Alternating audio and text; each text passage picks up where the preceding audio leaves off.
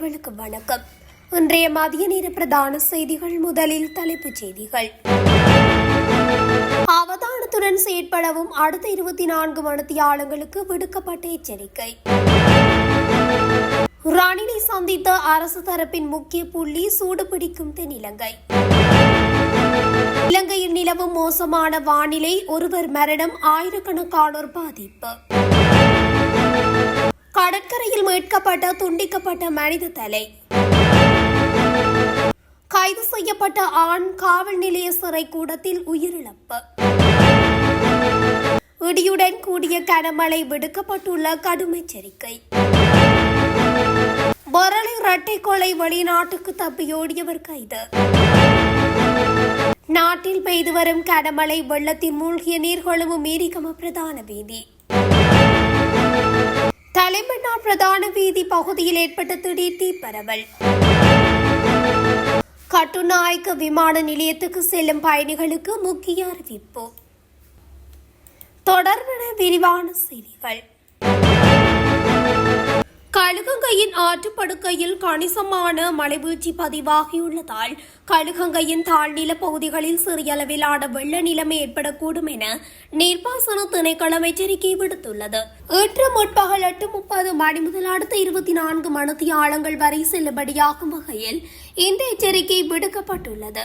இதற்கமைய களுத்துறை மாவட்டத்தின் இங்கிரிய, ஹொரணை, தொடங்குட, மில்லனிய, களுத்துறை, புலட்சிங்கள, மதுராவில மற்றும் பாலிந்துனுவர ஆகிய தாழ்நில பகுதிகளில் சிறியளவிலான வெள்ள நிலைமை ஏற்படக்கூடும் என தெரிவிக்கப்பட்டுள்ளது. சீரற்ற வானிலை காரணமாக தினக்கலு, ஓயாவை சூழவுள்ள பகுதிகளுக்கு விடுக்கப்பட்டிருந்த வெள்ள அபாய எச்சரிக்கை அடுத்த 24 மணித்தியாலங்கள் வரை நீடிக்கப்பட்டுள்ளதாக நீர்ப்பாசன திணைக்களம் தெரிவித்துள்ளது.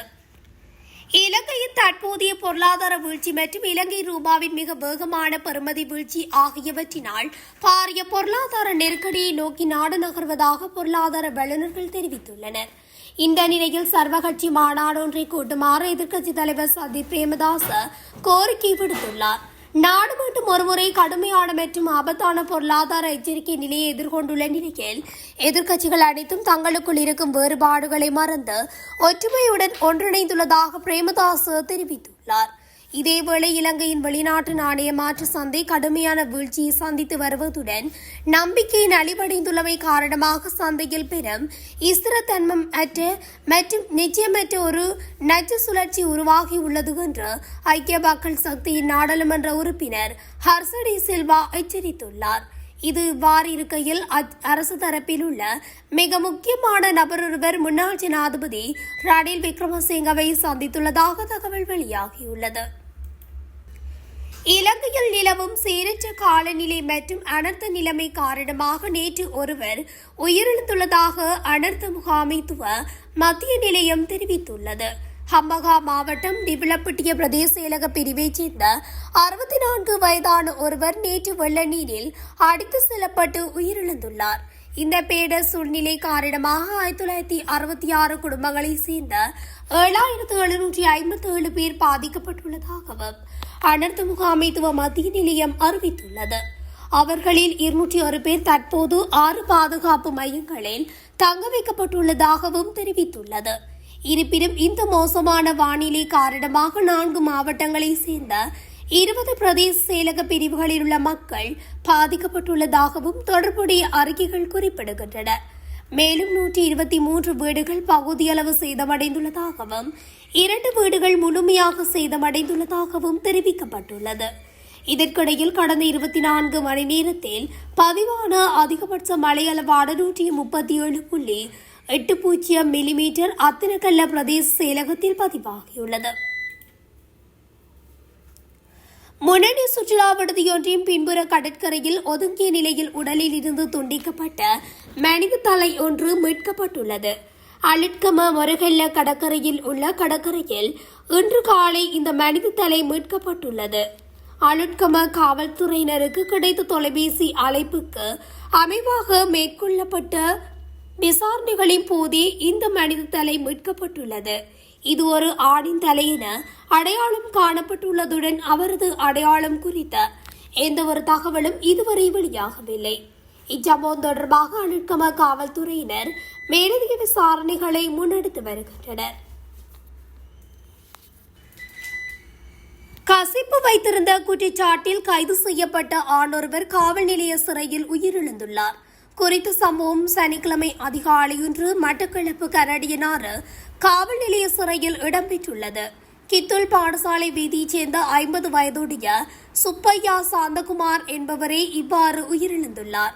குறித்த காவல் நிலைய காவல்துறையினரால் வெள்ளிக்கிழமை இரவு 8 மணியளவில் 1500 மில்லி லீட்டர் சட்டவிரோத கசிப்புடன் கைது செய்யப்பட்டு காவல் நிலைய சிறையில் அடைக்கப்பட்டிருந்தார்.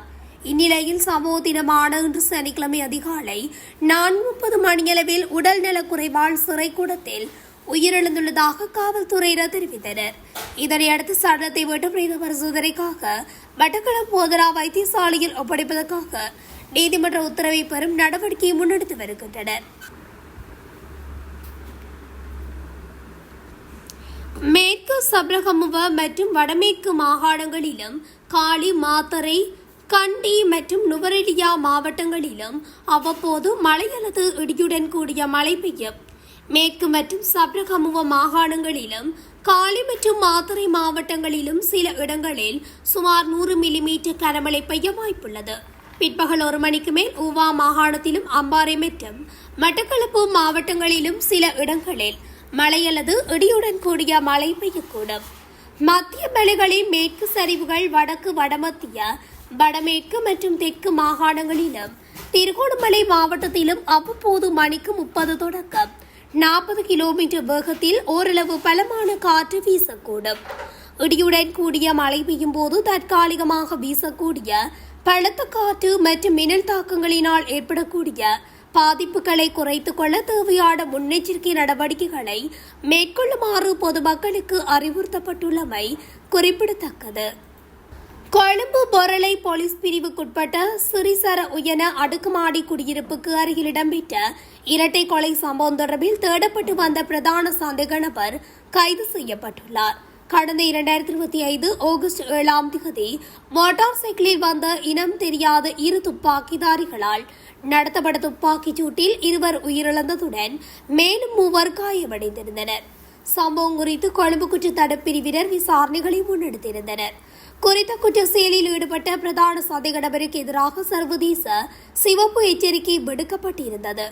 இந்த நிலையில் வெளிநாட்டில் இருந்து நேற்று அவர் நாட்டுக்கு திரும்பிய போது கட்டுநாயக்க சர்வதேச விமான நிலையத்தில் வைத்து குற்றப்புலனாய்வு திணைக்கள அதிகாரிகளால் கைது செய்யப்பட்டு கொழும்பு குற்ற தடுப்பிரிவினரிடம் ஒப்படைக்கப்பட்டுள்ளார். சந்தேக நபர் பொருளை பகுதியைச் சேர்ந்த 30 வயதுடைய ஒருவர் என தெரிய வந்துள்ளது. மேலும் கொலை சம்பவம் தொடர்பில் கொழும்பு குற்ற தடுப்பிரிவினர் மேலதிக விசாரணைகளை முன்னெடுத்து வருகின்றனர். நாட்டில் பெய்து வரும் கனமழை காரணமாக நீர்கொழும்பு மீரிகம பிரதான வீதி வெள்ளத்தில் மூழ்கியுள்ளது. குறித்த வீதியின் மெல்லவகைதர பிரதேசத்தில் அமைந்திருந்த பிரதான பாலம் வெள்ளத்தில் அடித்து செல்லப்பட்டுள்ளதாக தகவல்கள் தெரிவிக்கின்றன.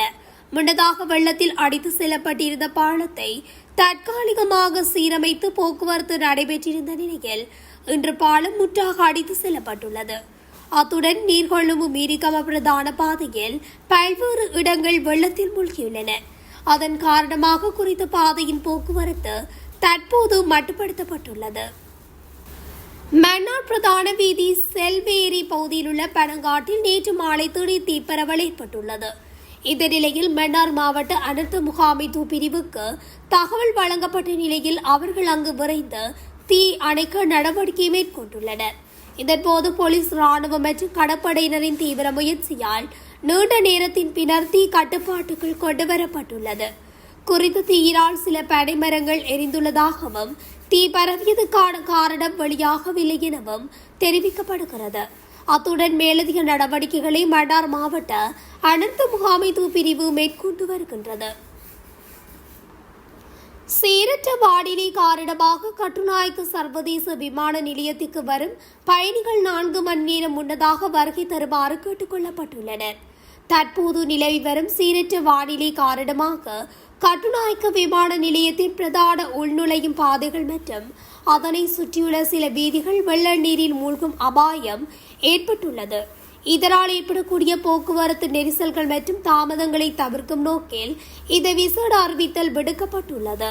இதற்காக கட்டுநாயக்க அதிவேக நெடுஞ்சாலையை முடிந்தவரை பயன்படுத்துமாறும் விமான நிலைய பொறுப்பதிகாரி அறிவுறுத்தியுள்ளார். ஆகவே பயணிகள் 4 மணித்தியாலங்களுக்கு முன்னர் விமான நிலையங்களுக்கு வருகை தருமாறும் கூறப்பட்டுள்ளது.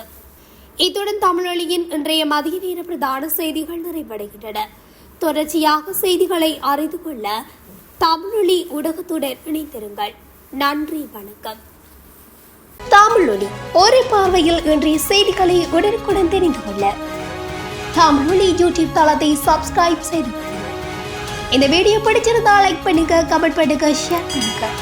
மறக்காம கீழே இருக்கிற பெல் ஐகானை கிளிக் பண்ணுங்க.